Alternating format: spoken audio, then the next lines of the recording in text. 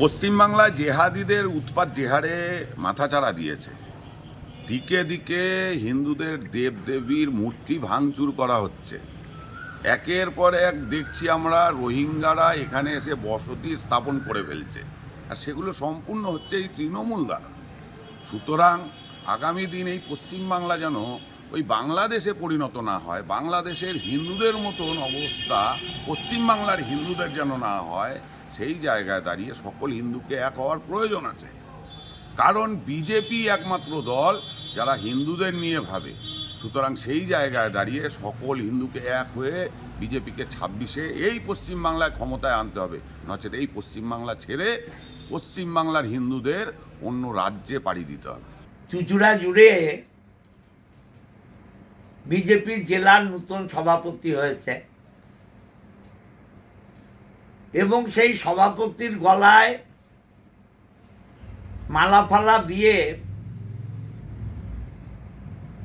একটা ব্যানার লাগিয়ে দিয়েছে বিজেপি।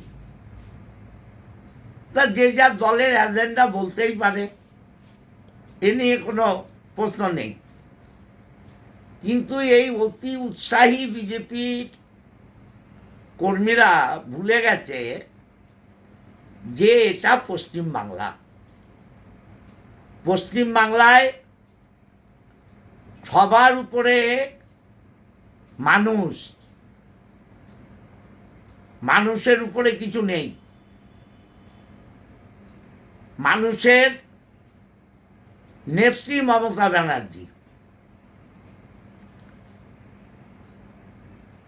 মানুষদের দেখার দায়িত্ব মমতা বন্দ্যোপাধ্যায়ের। বাংলায় প্রতিটা মানুষ, প্রতিটা ধর্মের মানুষ, হিন্দু, মুসলমান, খ্রিস্টান, বৌদ্ধ, শিখ, ইসাই, সবাই বলে ধর্ম যার যার, উৎসব সবার। সেটা হচ্ছে বাংলা। আর বাংলার মানুষ জানে আমরা পশ্চিমবঙ্গের বাসিন্দা, ভারতবর্ষের বাসিন্দা। আর ভারতবর্ষের সংবিধান সর্বধর্ম সমন্বয়ের সংবিধান। এই বাংলায় মমতা ব্যানার্জিকে বাদ দিয়ে অন্য কিছু মানুষ ভাবে না, ভাবে না, ভাবে না।